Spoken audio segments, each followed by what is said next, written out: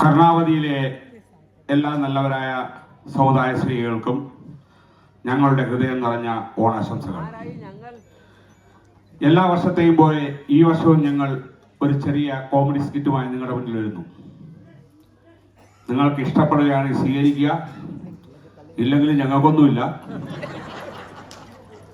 ഞങ്ങൾ അവതരിപ്പിക്കുന്ന സ്കിറ്റിന്റെ പേരാണ് ചക്കിയും ചങ്കരനും. ചക്കിക്കൊത്തൊരു ചങ്കരൻ, ചക്കയ്ക്കൊത്തൊരു പിച്ചാത്തി, വാലുമടക്കി കെട്ടിയ പെണ്ണിൻ കാലത്തിരുമ്മും ചിങ്കരൻ.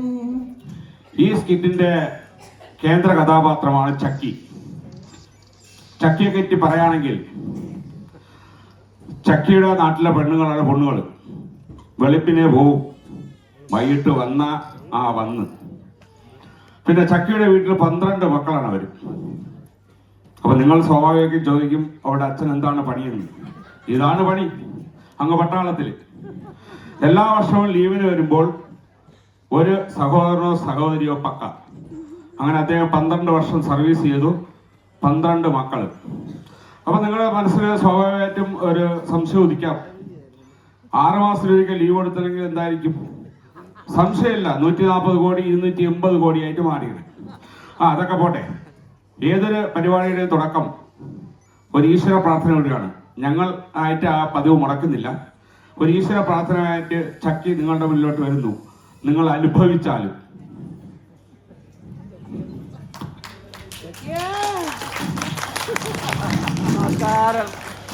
കനകമ്മേ രാജമ്മേ നാത്തൂനും ഞാനും ജാനുന്റെ വീട്ടിന്റെ വാതിൽക്കൽ ചെന്ന് മരുമോളുടെ സുതമോളുടെ രതിമോളുടെ കുറ്റം വലുതാക്കി ചെറുതാക്കി പറയുന്ന നേരം, അയലത്തെ മകലത്തെ പല പേരുടെ കുറ്റം പറയുന്ന നേരത്ത കറിയാച്ചൻ ചേട്ടൻ പറയുന്നതറിയാതെ വന്നിട്ടൊരു ചോദ്യം, ശാന്തേച്ചി അയൽക്കൂട്ടമാണ്.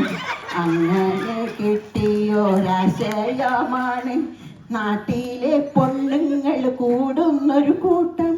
ഭർത്താവ് പോയാലും ഹർത്താല് വന്നാലും കൂടുന്നൊരു കൂട്ടം അയൽക്കൂട്ടമാണ്. കൂടുന്നൊരു കൂട്ടം നുണക്കൂട്ടമാണ്. അല്ല, ഇതാരൊക്കെയാ വന്നിരിക്കണ?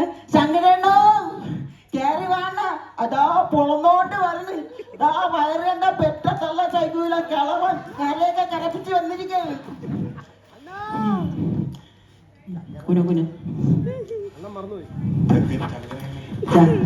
ശങ്കരണ്ണനെ പറ്റി പറയുകയാണെങ്കിൽ, ശങ്കരണ്ണൻ മിണി വലിയ കൺട്രാക്റ്റാണ് കേട്ടാ. സ്വന്തമായിട്ടൊരു മുഴക്കോലും ഒരു തൂക്കുകെട്ടൊക്കെ സ്വന്തമായിട്ടുണ്ട്. പക്ഷേ ഒരു 3-4 ചട്ടിയും മറ്റുമൊക്കെ വേണമെന്ന് പറഞ്ഞു. എന്തിനാണോ ആവോ. ഇനി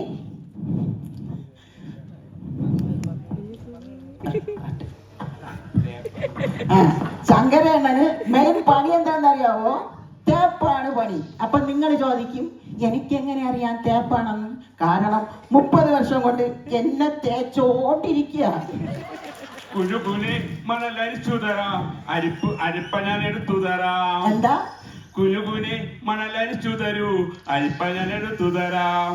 തന്നെത്താനെ അങ്ങരിച്ച മതി, സുഖമില്ല വിരലുകൾക്ക്. തന്നെത്താനെ അങ്ങരിച്ച മതി, സുഖമില്ല വിരലുകൾക്ക്. അരികിൽ വരൂ നീ, കൈകൾ തരൂ നീ, വിരലുകൾ തഴുകിത്തരാം. എന്താ? അരികിൽ വരൂ നീ, കൈകൾ തരൂ നീ, വിരലുകൾ തഴുകിത്തരാം. വിരലും തഴുകും നേരം ആശ കയറി വരും. വിരലും തഴുകും നേരം ആശാൻ കയറി വരും. കൂടൊരു സാറ് വരും, പിന്നെ സൈറ്റിന്ന് പറഞ്ഞു വിടും. കൂടൊരു സാറ് വരും, പിന്നെ സൈറ്റിന്ന് പറഞ്ഞു വിടും.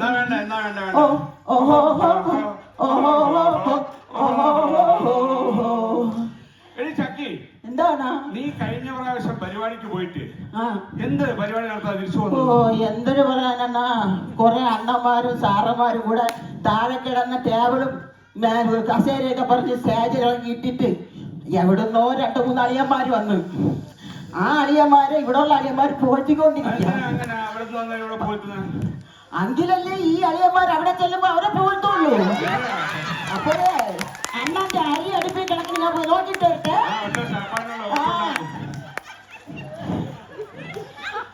പൂമുഖവാതിൽക്കൽ സ്നേഹം വിടർത്തുന്ന പൂന്തിങ്കളാകുന്നു ഭാര്യ. പൂമുഖവാതിൽക്കൽ സ്നേഹം വിടർത്തുന്ന പൂന്തിങ്കളാകുന്നു ഭാര്യ. ആരുടെ ഭാര്യ? എന്റെ ഭാര്യ. ആ ഭാര്യയുടെ വീട് എവിടാ? അവിടെ. അപ്പൊ ഇങ്ങോട്ട് നോക്കല്ലടാ പാടേണ്ടത്, അങ്ങോട്ട് പാടേണ്ടടാ. എടി ഇവിടെ താമസിക്കാൻ ഒന്നുമില്ല. നിന്റെ അനിയത്തിയല്ലേ? ആരുടെ അനിയത്തി? നിന്റെ അനിയത്തി. എന്റെ അനിയത്തി വകയിലൊരു അനിയത്തി. അതെങ്ങനെ? നിന്റെ അച്ഛനും അവളെ അച്ഛനും ഒന്നല്ലേ? അയ്യോ അല്ലല്ല, അത് ഒരു മുതലാളിയാണെങ്കിൽ ഫാക്ടറി ഉണ്ടാ. എന്തോ മുതലാളി ഒന്ന് ഫാക്ടറി, അതായത് അമ്മ അച്ഛനൊന്ന് അമ്മ രണ്ടാണെന്ന്. എടി അവളെ കണ്ടാലുണ്ടല്ലോ പണ്ടാരോ പാടിയതുപോലെ വരിക്കച്ചക്കയുടെ ചോള കണക്കിന്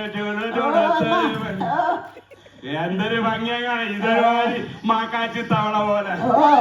അത് പിന്നെ ഇങ്ങനെ 3 മക്കളെയൊക്കെ പെറ്റ് കരിയും പുകയൊക്കെ കൊണ്ട് ഇത്തിരി ഡള്ളായി പോയെന്നേ ഉള്ളൂ. ഓ എന്റെ നാട്ടില് ഞാനായിരുന്നു വലിയ ഐശ്വര്യറായി. എത്ര പയ്യന്മാരെന്നറിയാമോ എന്റെ പിറകെ വന്നത്. പൊന്നി ചക്കരി എന്നൊക്കെ വിളിച്ചോണ്ട്. പക്ഷെ ഞാൻ എന്റെ അമ്മയ്ക്ക് കൊടുത്തൊരു വാക്ക്. എന്ത് വാക്ക്? എന്റെ അമ്മയടുത്ത് ഞാൻ പറഞ്ഞു, ഞാനായിട്ട് ആരോ പ്രേമിച്ചു പോവൂല, ഞാൻ ഒളിച്ചോടി പോവൂല. അമ്മ കാണിച്ചു തരണ ഏത് ഊളെ വേണമെങ്കിലും ഞാൻ കിട്ടിക്കോളാം. ആ ഊളയാണ് ഈ ഊള.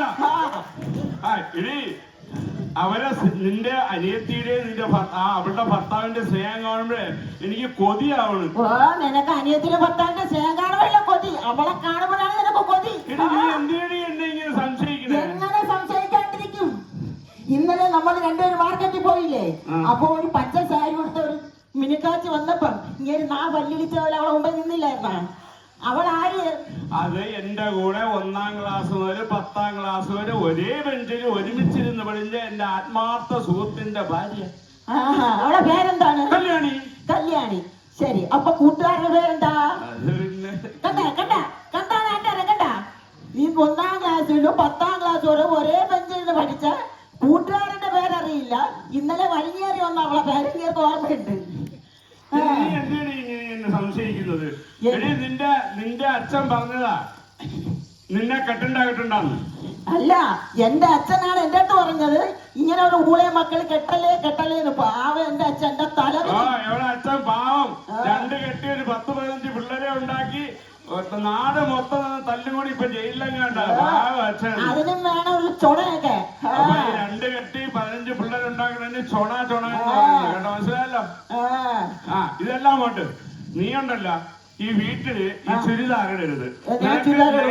ചേരൂ. ഞാൻ ചുരിദാർ ഇടുള്ളൂ. ഇന്നലെ ഫേസ്ബുക്കിൽ ഏതോ ഒരു തങ്കമണിയാ അരമണിയാ അവളെ കണ്ടപ്പോഴത്തെ അവള് ചുരിദാർ ഇട്ടിട്ട് എന്തൊരു മാത്രം ഷെയർ, ലൈക്ക്, ലവ് എല്ലാം. അപ്പൊ അവക്കിനാമോ? അപ്പൊ പിന്നെ എനിക്ക് എന്താ ഇട്ടാ കുഴപ്പം? എന്നോട് പോരെടുത്താൽ നിന്നെ തലക്കിട്ട് ഞാൻ അടിക്കും, നിന്റെ തലകൊണ്ട തല്ലി പൊളിക്കും. എന്നോട് പോരെടുത്താൽ നിന്റെ ചെരവയ്ക്ക് ഞാൻ അടിക്കും, നിന്റെ നട്ടല് തല്ലി തളർക്കും. സ്നേഹമെങ്കിൽ സ്നേഹം, പോരെങ്കിൽ പോര്, ഏതായാലും രണ്ടിലൊന്ന് നടക്കും. സ്നേഹമെങ്കിൽ സ്നേഹം, പോരെങ്കിൽ പോര്, ഏതായാലും രണ്ടിലൊന്ന് നടക്കും. ഇത് ആരാ പാടി